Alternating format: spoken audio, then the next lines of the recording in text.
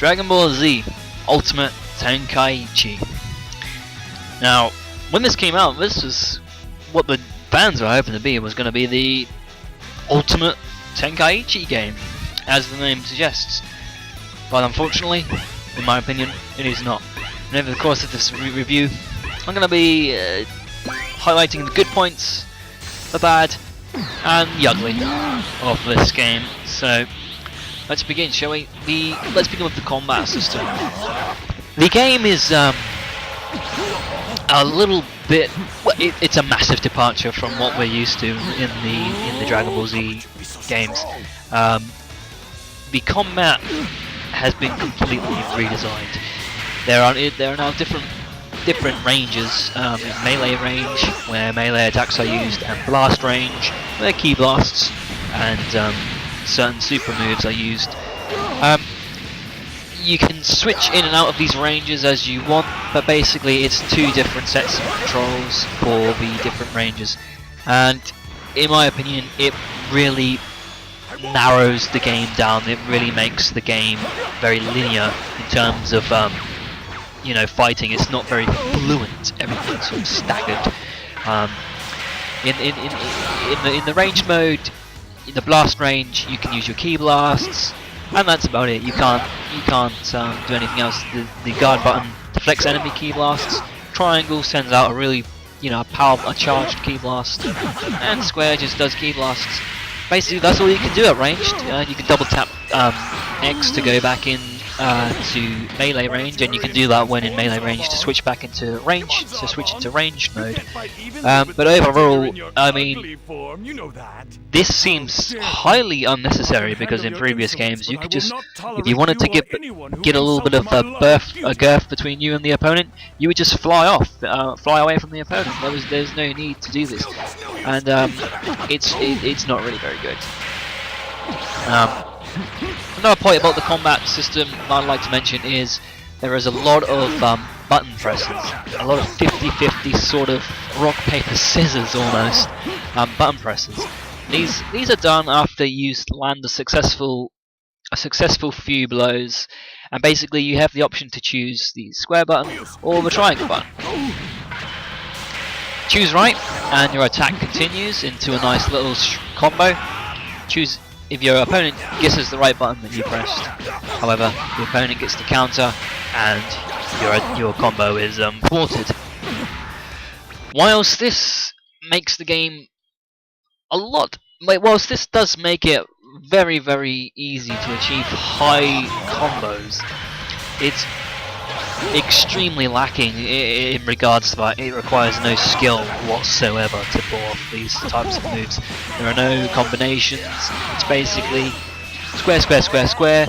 Choose the right button, and bam, you're off. You're on your way to a 30-hit combo. That is quite frankly ridiculous.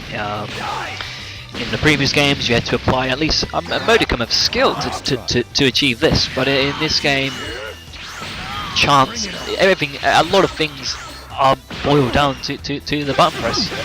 These clash button presses, they're called clashes. Obviously, they're very predominant in the combat. So, I mean, they wouldn't be such a bad thing if they weren't so predominant, but they are.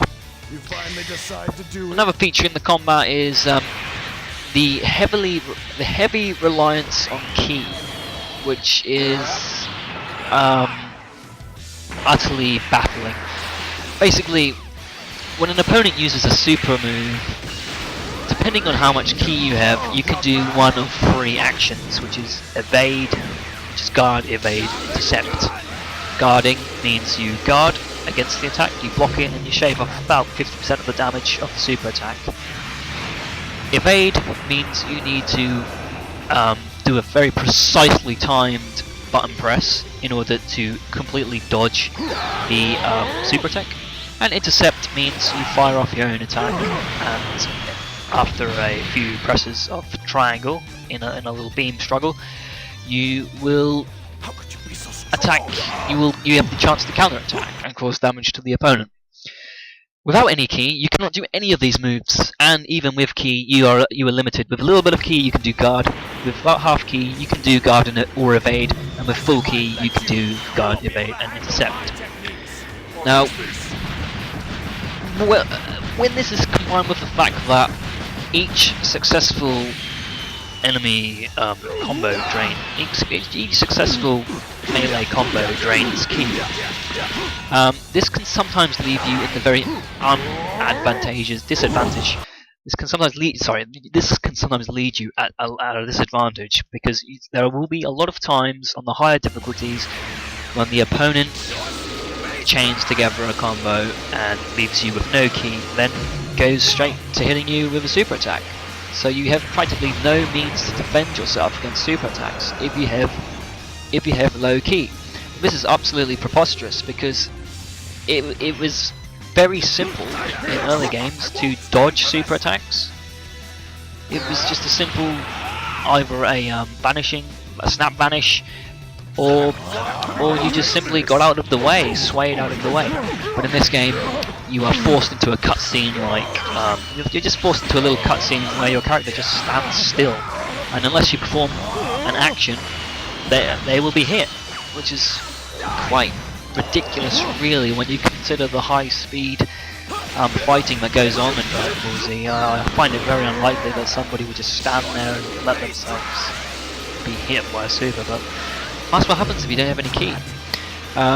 Which is a massive blow to the overall gameplay system, because you will sometimes be worrying so much about how much ki you've got, worrying about your ki so much that you leave yourself open, or you can't do certain things that you want to do because you're always facing the threat of running out of ki, or not having enough ki to guard against a super, which is pretty lame.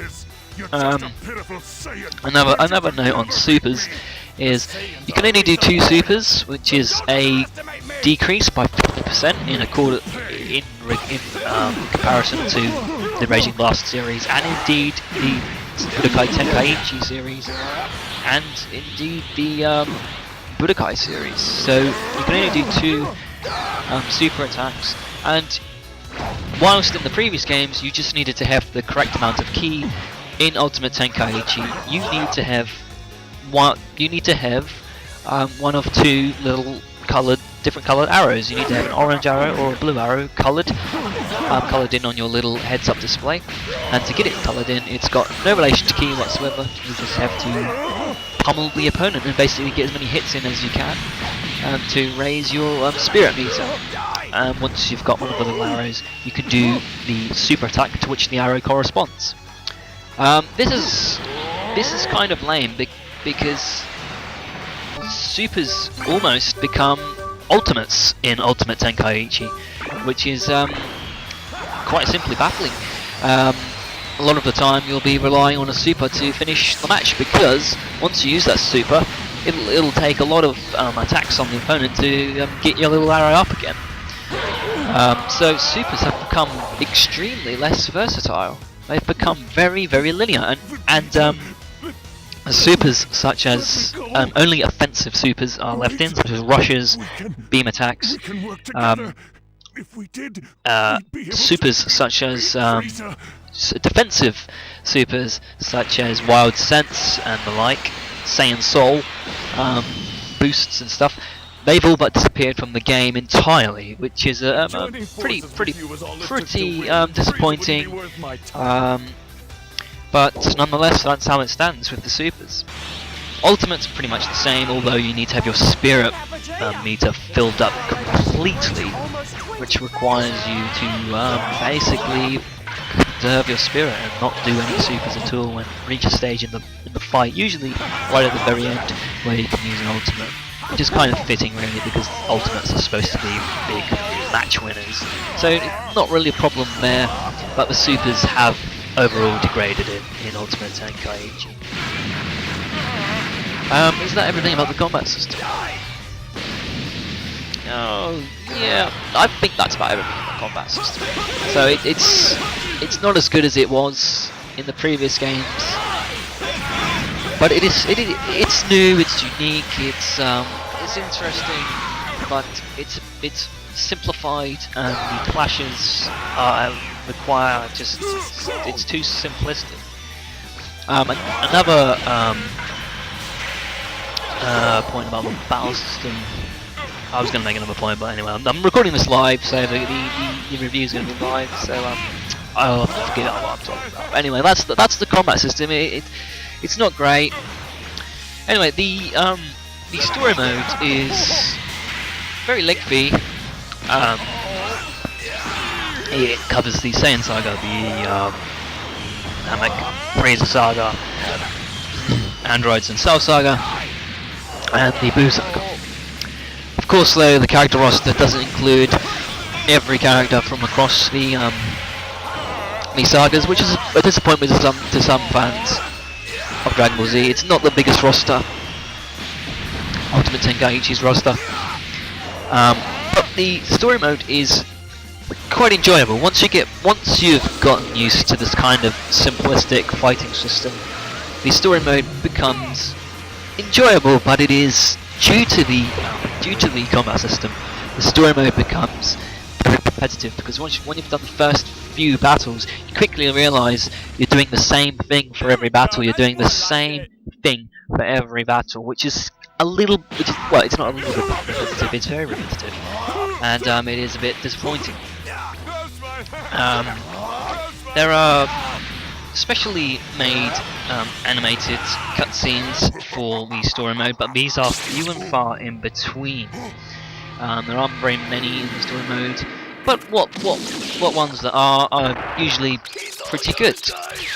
Another issue with the story mode is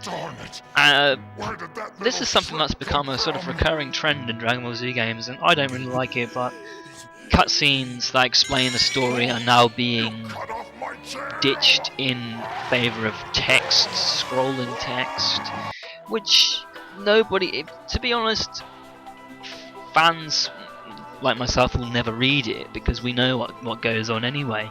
I don't know how the casual gamer will perceive this, but I know that I would prefer cutscenes. There are cutscenes in game, but obviously when the game is explaining what's transpired and everything, it's text boxes and scrolling text that does most of that job.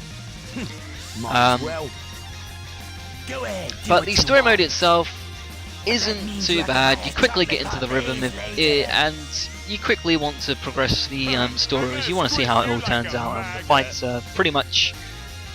It stays true to the series, to the anime, which is very nice.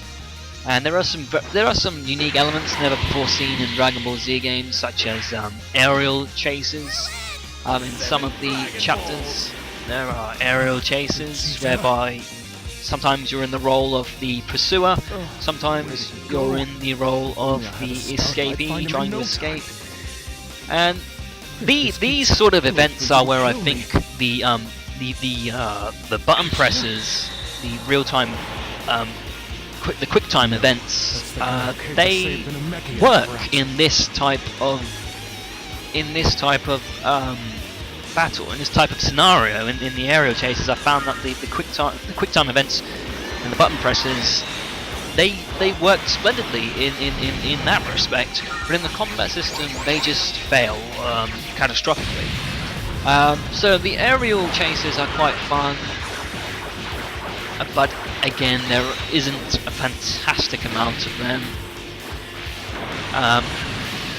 Some of the story mode reverts back to Budokai 3 style, where you'll see your character or characters flying around the map. You can collect collectibles such as Dragon Balls in order to summon Shenron and ask for an item or something, which is a nice touch, because it makes you feel like you're doing more than just, fighting endless battle after battle. And it is good for finding Dragon Balls and collectibles and the like. So that's a nice touch, and it's sort of nostalgic from Budokai 3.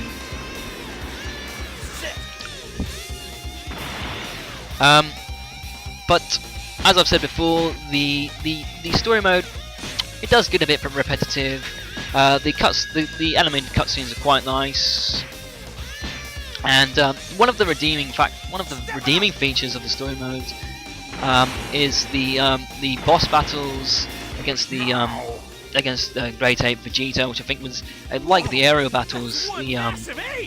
The boss battle with Great Ape Vegeta, the real-time events, the quick-time events, they really did work in this battle. They worked seamlessly, perfectly, and the battle itself was very well done out. Some of the battles try, I think, to be a bit too faithful to the anime, and sometimes this can be a bit excessive, but in that regard, in the regards of the Great Ape Vegeta battle, it was very good. I liked it. Like I said, the quick time events, they did work well in that scenario. Right, so that's basically the rundown on story mode. It's good, but it's nothing fantastic. Although there are some redeeming features to it. It's very repetitive, but that's mostly owing to the combat system itself. The hero mode, which some people may go out and buy the game specifically for that mode, may be a bit disappointed if you're looking to buy it for that. The hero mode basically allows you to create your own Dragon Ball Z hero and go out and experience an alternate timeline in a parallel world. First off, you are severely limited in what type of character you choose. You can only choose a Saiyan. It would have been nice to see Namekians or humans or even androids that you could play as. You can only choose a Saiyan. And the hero mode very quickly becomes repetitive as well. You'll find that your character isn't as strong as some of the people you're having to fight, so you'll have to train and do world tournaments in order to boost your stats, which follow the trademark Dragon Ball Z alphabet sort of ranking system. You'll have to try and constantly ramp your stats up, which does quickly become repetitive. Like the story mode, it becomes a bit repetitive. But it's not all bad. You have to do a lot of training, which is a bit tedious. It becomes a bit like an RPG, sort of a grind level sort of thing at some stages. But there are a few redeeming features. Like I said, in the hero mode, that you can also fight boss battles against great apes and stuff, and that's really fun. But there's also a training feature where you can select characters to be your master, and then once you've completed all the tasks for them, you can learn their supers. For instance, if you had Yamcha as your master, you can learn Spirit Ball as one of your super moves. And I was surprised to find that you could have Captain Ginyu as your sensei, which was quite amusing to see a character charging up, like you create a character charge up like Captain Ginyu, basically behaving like Captain Ginyu. So well, that's kind of amusing in a way. It's unique again. There's some good stuff going on there, but it doesn't really live up to its expectations. Customization is severely limited in terms of what you can customize, in terms of the equipment that you can wear and stuff, and the appearance of the character. It's very limited in that respect. So if people are expecting a sort of free reign, create your own character, you may be disappointed in what's on offer from Ultimate Tenkaichi. So that's basically the hero mode. Limiting, but again, enjoyable if you can put in the hard work which is required to follow your character up. The game's graphics are pretty much fantastic. They sort of transcend the line between the anime and the video game. Something that the cel-shaded graphics of previous games didn't quite reach. And it's also got this sort of vibrant HD feel, the bright colours really feel like the anime is coming to life. So the graphics are definitely a solid 8 out of 10. The music, the game's BGMs are very similar, and that irks me somewhat. The BGMs are all sort of rock, instrumental, guitar riffs, sort of the trademark of Dragon Ball Z games. There is an official track, the Head Chala, the Japanese opening, the Japanese intro to Dragon Ball Z. But that's about the only official track. I personally would love to see a Dragon Ball Z game with some of the Bruce Falconer music in it from the actual English-American, English-dubbed anime, because that would be fantastic. But as it stands, there are too many guitar riffs and stuff, and it's not fantastic music. It does grate on your ears after a little while. World Tournament mode is also in the game, which is basically a given. The online modes are good. You can use your creator character online, which is nice, and you fight other people's creator characters, which is also quite nice. Overall, I'd say this is by no means a bad game. It's just it was marked well when the game's name was being decided. The fans decided on Ultimate Tenkaichi because at the time they were promised that it would be the Ultimate Tenkaichi. And when you were looking at the time that the game, the dominating game of Dragon Ball Z this was before the Raging Blast series, so Tenkaichi was pretty much undisputed Dragon Ball Z #1 game. So people were expecting Ultimate Tenkaichi to live up to its name and be perhaps even better than Tenkaichi 3. But as far as this game goes, you're a lot better off going for Raging Blast 1 and Raging Blast 2. But on its own, this game is, it's good. It's good. It's not bad at all. But the combat system is lacking. Fans of traditional fighters and other such games probably won't take to the simplistic fighting system, sort of 50-50 chance clashes. Probably won't take to that. If you're serious about your fighting games, probably won't like that at all. Because there are still some of the old school voice actors who have been across all the games, but some of the new voice talent is a little bit bad.